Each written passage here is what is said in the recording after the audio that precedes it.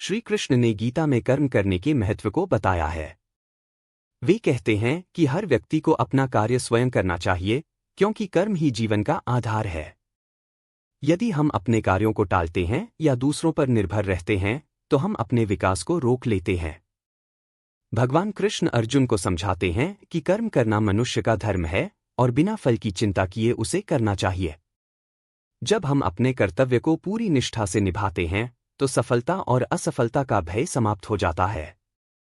वे यह भी बताते हैं कि स्वयं भगवान भी सृष्टि के संचालन में लगे रहते हैं, इसलिए मनुष्य को भी अपने कार्य से पीछे नहीं हटना चाहिए।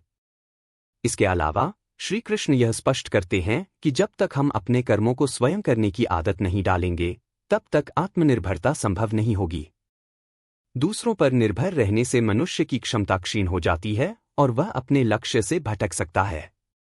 इसलिए हर व्यक्ति को अपने कर्म का सही चयन कर उसे पूरे मनोयोग से करना चाहिए।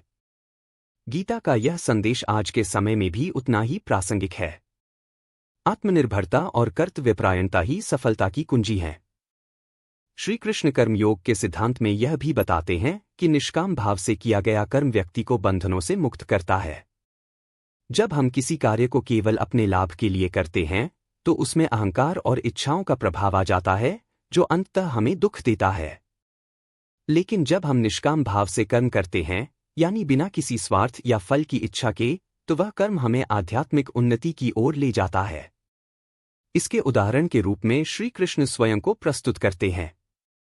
वे कहते हैं कि यद्यपि उन्हें कोई कर्म करने की आवश्यकता नहीं है, फिर भी वे संसार के कल्याण के लिए सतत कर्मशील रहते हैं। यदि वे कर्म करना छोड़ दें, तो पूरी सृष्टि का संतुलन बिगड़ जाएगा। इसी प्रकार मनुष्य को भी आलस्य त्याग कर अपने कर्तव्यों का पालन करना चाहिए। गीता में बताया गया यह दृष्टिकोण जीवन के हर क्षेत्र में लागू होता है, चाहे वह व्यक्तिगत जीवन हो, व्यवसाय हो या समाज सेवा। जब हम अपने कार्य को पूरी निष्ठा, समर्पण और निष्काम भाव से करते हैं, तो वह न केवल हमें सफलता की ओर ले जाता है, बल्कि हमें मानसिक शांति और संतोष भी प्रदान करता है। अतः श्री कृष्ण का यह उपदेश हमें सिखाता है कि जीवन में कर्म करना ही हमारा धर्म है और उसे स्वयं करने में ही सच्ची उपलब्धि है। श्री कृष्ण आगे समझाते हैं कि कर्म करने से भागने की प्रवृत्ति मनुष्य को दुर्बल बनाती है। यदि कोई व्यक्ति अपने कर्तव्यों से बचने का प्रयास करता है या उन्हें दूसरों पर छोड़ देता है, तो वह धीरे धीरे आत्मविश्वास और आत्मनिर्भरता खो देता है। कर्म से ही आत्मविकास संभव है और यही जीवन का वास्तविक उद्देश्य भी है। वे यह भी कहते हैं कि हर व्यक्ति को अपने स्वभाव और गुणों के अनुसार कर्म करना चाहिए। गीता में वर्णित स्वधर्म का अर्थ है कि हमें वही कार्य करना चाहिए जो हमारे स्वभाव और क्षमता के अनुरूप हो। किसी और की राह अपनाने से असंतोष और संघर्ष उत्पन्न होता है, जबकि अपनी राह पर चलने से संतोष और उन्नति मिलती है। इसके अलावा श्री कृष्ण बताते हैं कि जब हम ईमानदारी और निष्ठा से अपना कार्य करते हैं, तो समाज और विश्व का भी कल्याण होता है। यदि हर व्यक्ति अपने हिस्से का कर्म पूरी लगन से करे, तो पूरी सृष्टि का संतुलन बना रहता है। यही कारण है कि वे अर्जुन को युद्ध से भागने के बजाय अपने धर्म का पालन करने के लिए प्रेरित करते हैं। इस सिद्धांत का आधुनिक जीवन में भी गहरा प्रभाव है। जो व्यक्ति अपने कार्य को ईमानदारी और निष्ठा से करता है, वही आत्मनिर्भर बनता है और अपने लक्ष्य तक पहुंचता है। आलस्य, टालमटोल और दूसरों पर निर्भरता से बचकर यदि हम अपना कर्म पूरी निष्ठा से करें, तो जीवन में हर क्षेत्र में सफलता सुनिश्चित हो सकती है। श्री कृष्ण कर्मयोग के माध्यम से यह भी बताते हैं कि सच्चा कर्म वही है जो आसक्ति रहित होकर किया जाए। जब हम अपने कार्यों से अत्यधिक जुड़ाव रखते हैं या उनसे विशेष फल की अपेक्षा करते हैं, तो यह हमें चिंता, भय और निराशा की ओर ले जाता है। इसलिए वे कहते हैं, कर्मण्येवाधिकारस्ते मा फलेषु कदाचन। अर्थात मनुष्य को केवल कर्म करने का अधिकार है, लेकिन उसके फल की चिंता नहीं करनी चाहिए। जब हम कर्म को एक कर्तव्य की भावना से करते हैं, न कि किसी स्वार्थ या परिणाम की आशा से, तो वह कर्म हमें आध्यात्मिक और मानसिक शांति प्रदान करता है। श्री कृष्ण बताते हैं कि यह संसार एक चक्र के समान चलता है। प्रकृति, देवता, मनुष्य सभी को अपनी अपनी भूमिका निभानी होती है। यदि कोई व्यक्ति अपने कर्तव्यों का पालन नहीं करता, तो यह संतुलन बिगड़ सकता है। इसलिए प्रत्येक व्यक्ति का यह दायित्व है कि वह कर्म के पथ पर चलते हुए समाज और स्वयं के उत्थान के लिए कार्य करे। गीता का यह संदेश आधुनिक जीवन में भी अत्यंत प्रासंगिक है। जो लोग अपने कार्यों को बिना किसी स्वार्थ के करते हैं, वे न केवल सफल होते हैं बल्कि समाज में एक प्रेरणा भी बनते हैं। आत्मनिर्भरता, कर्म के प्रति समर्पण और निष्काम भाव से कार्य करना ही जीवन में सच्ची उन्नति का मार्ग है। श्री कृष्ण कर्म की महत्ता को और स्पष्ट करते हुए बताते हैं कि कर्म से ही व्यक्ति अपने जीवन को सार्थक बना सकता है। वे कहते हैं कि जो व्यक्ति अपने कर्तव्य से विमुख होकर केवल भाग्य या दूसरों पर निर्भर रहता है, वह न तो आत्मिक शांति प्राप्त कर सकता है और न ही किसी लक्ष्य तक पहुंच सकता है। गीता में वे अर्जुन को समझाते हैं कि निष्क्रियता से बड़ा कोई दोष नहीं है। जीवन में आगे बढ़ने के लिए सतत प्रयास आवश्यक है। वे कहते हैं कि जैसे जल में रहते हुए मछली कभी रुकती नहीं, वैसे ही मनुष्य को भी कर्म करते रहना चाहिए। लिए करते हैं, वह बंधन का कारण बनता है, जबकि जो कर्म समर्पण और सेवा भाव से किया जाता है, वह मोक्ष का द्वार खोलता है। वे कहते हैं कि जब हम अपने कर्म को ईश्वर को अर्पित करके करते हैं, तो वह कर्म हमें किसी प्रकार का बंधन नहीं देता। श्री कृष्ण यह भी समझाते हैं कि जो व्यक्ति अपने कर्मों के प्रति ईमानदार और निष्ठावान होता है, वह समाज के लिए भी प्रेरणा बनता है। जब एक राजा या नेतृत्वकर्ता अपने कार्यों को सही ढंग से करता है, तो उसके अनुयायी भी उसी मार्ग पर चलते हैं। इसलिए वे अर्जुन से कहते हैं कि वे युद्ध से भागकर कायरता न दिखाएं, बल्कि अपने धर्म का पालन करें, क्योंकि यही उनका वास्तविक कर्तव्य है। यह संदेश आज के समय में भी उतना ही प्रासंगिक है। जब हम अपने कार्यों को पूरी निष्ठा और समर्पण के साथ करते हैं, तो न केवल हम स्वयं सफल होते हैं, बल्कि समाज और परिवार के लिए भी आदर्श बनते हैं। आत्मनिर्भरता, कर्मठता और निष्काम भाव से किया गया कार्य ही जीवन को सार्थक बनाता है। श्री कृष्ण कर्मयोग की इस गूढ़ शिक्षा को और स्पष्ट करते हुए बताते हैं कि मनुष्य को अपने कर्म में पूर्णता लाने के लिए 3 महत्वपूर्ण बातों का ध्यान रखना चाहिए: निष्काम भाव, समभाव और आत्मसंयम। श्री कृष्ण कहते हैं कि जब तक हम कर्म को फल की आशा से जोड़कर करते हैं, तब तक हम मानसिक अशांति और तनाव का शिकार होते रहते हैं। यदि हम हर कार्य को कर्तव्य समझकर करें और परिणाम की चिंता छोड़ दें, तो वह कर्म हमें आध्यात्मिक शांति और आत्मिक संतोष देता है। यह ठीक वैसा ही है जैसे सूरज बिना किसी अपेक्षा के सबको प्रकाश देता है। कर्मयोग में संभाव का बहुत बड़ा महत्व है। श्री कृष्ण कहते हैं कि सुख दुख, लाभ हानि, सफलता असफलता, इन सभी में मन को समान रखना ही सच्चा योग है। यदि कोई व्यक्ति केवल अच्छे परिणाम मिलने पर प्रसन्न और बुरे परिणाम आने पर दुखी होता है, तो वह अपने भीतर शांति कभी नहीं पा सकता। इसलिए गीता में वे कहते हैं, श्री कृष्ण कर्मयोग के माध्यम से यह भी बताते हैं कि जब हम अपने कार्य को समर्पण और भक्ति भाव से करते हैं, तो वह केवल एक सांसारिक कर्म नहीं रहता, बल्कि साधना बन जाता है। वे समझाते हैं कि हर कर्म को यदि हम ईश्वर को अर्पित करने की भावना से करें, तो वह हमें बंधनों से मुक्त कर सकता है। कर्म को योग में बदलने का रहस्य। श्री कृष्ण कहते हैं कि कर्म करना तो हर व्यक्ति के जीवन का हिस्सा है, लेकिन इसे योग में बदलने के लिए एक विशेष दृष्टिकोण चाहिए। जब हम अहंकार से मुक्त होकर कार्य करते हैं, फल की चिंता छोड़ देते हैं, कर्तापन के भाव को त्याग देते हैं और अपने कर्म को एक यज्ञ की तरह देखते हैं, तो वही कर्म हमें आत्म साक्षात्कार की ओर ले जाता है। गीता में श्री कृष्ण कहते हैं, यत् करोषि यदश्नासि यज्जुहोषि ददासि यत् तपस्यसि कौन्तेय तत्कुरुष्व मदर्पणम्। जो कुछ भी तुम करते हो, जो कुछ भी तुम खाते हो, जो कुछ भी तुम यज्ञ में अर्पित करते हो, जो कुछ भी तुम दान देते हो और जो भी तपस्या करते हो, उसे मुझे अर्पित करो। कर्म में तन्मयता और एकाग्रता। श्री कृष्ण बताते हैं कि जब हम पूरी तन्मयता और एकाग्रता के साथ कार्य करते हैं, तो वह कर्म एक साधना बन जाता है। अर्जुन के संदर्भ में युद्ध केवल एक संघर्ष नहीं था, बल्कि यह उनका धर्म था।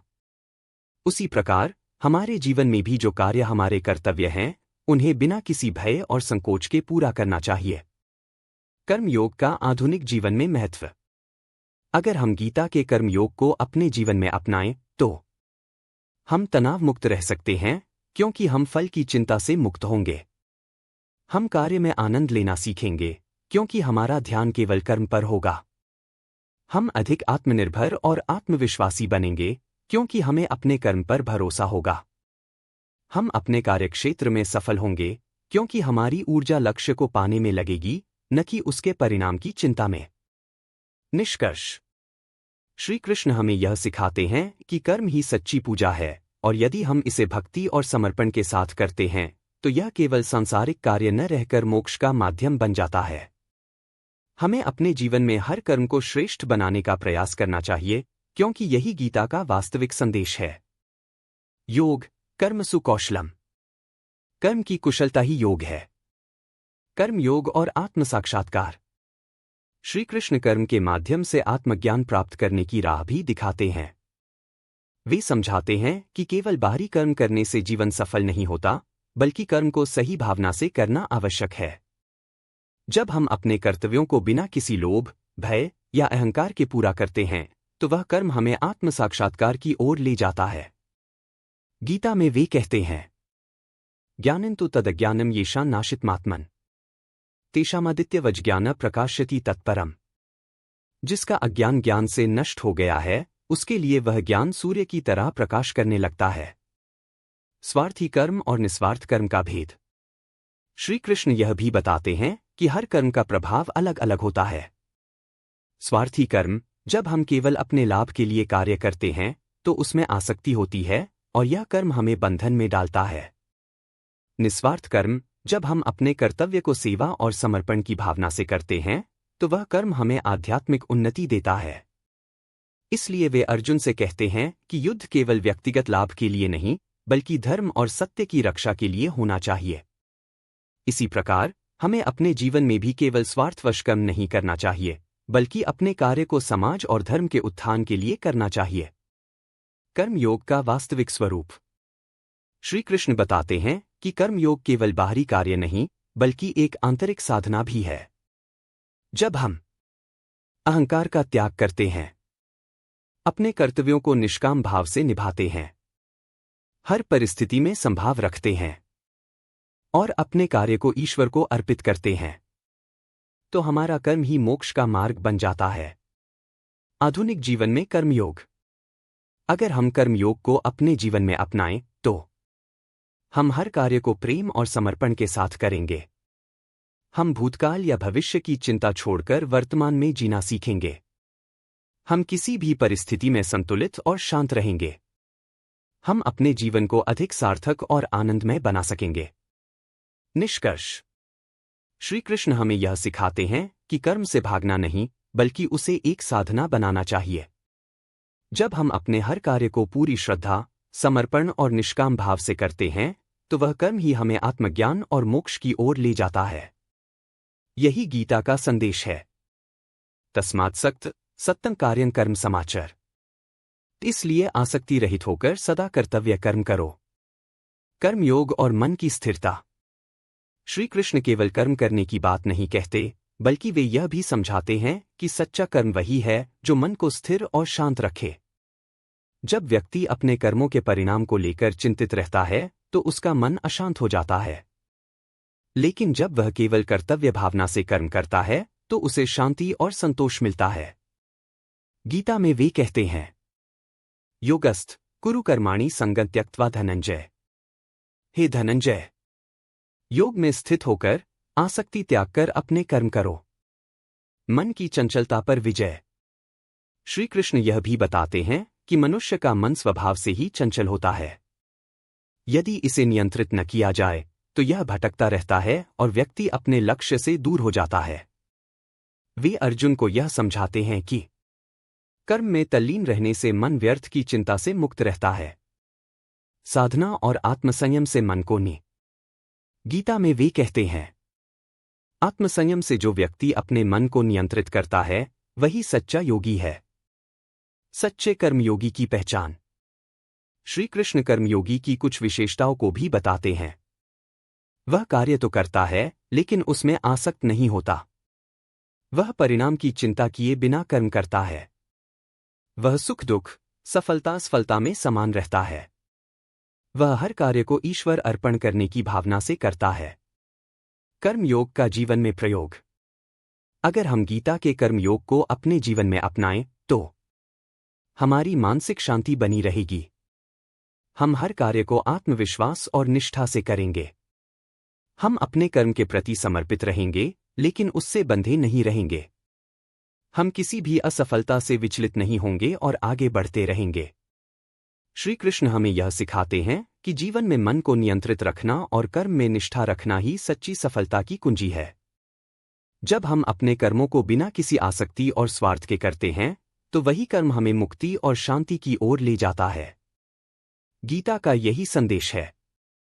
न ही कश्चित् क्षणमपि जातु तिष्ठत्य कर्मकृत्। कोई भी व्यक्ति एक क्षण के लिए भी बिना कर्म किए नहीं रह सकता। इसलिए श्री कृष्ण हमें यह सिखाते हैं कि कर्म ही हमारा धर्म है और उसे पूरे मन, संयम और समर्पण के साथ करना ही सच्चा योग है। श्री कृष्ण समझाते हैं कि मनुष्य का मन स्वभाव से ही चंचल होता है, लेकिन जब वह अपने कर्म में तल्लीन हो जाता है तो वह व्यर्थ की चिंता से मुक्त रहता है। यदि कोई व्यक्ति केवल फल की आशा में कर्म करता है तो वह हमेशा असंतोष और तनाव से घिरा रहेगा। लेकिन जब वह अपने कर्तव्य को ईमानदारी और निष्काम भाव से करता है तो उसे आत्मिक शांति मिलती है। वे अर्जुन से कहते हैं कि जीवन में कर्म ही सबसे महत्वपूर्ण है और जो व्यक्ति कर्म करते हुए भी उसमें आसक्त नहीं होता, वही सच्चा योगी है। आत्मसंयम से जो व्यक्ति अपने मन को नियंत्रित करता है, वही अपने लक्ष्य को प्राप्त कर सकता है। सुख दुख, सफलता असफलता, लाभ हानि, इन सब में संभाव रखना ही श्रेष्ठता की पहचान है।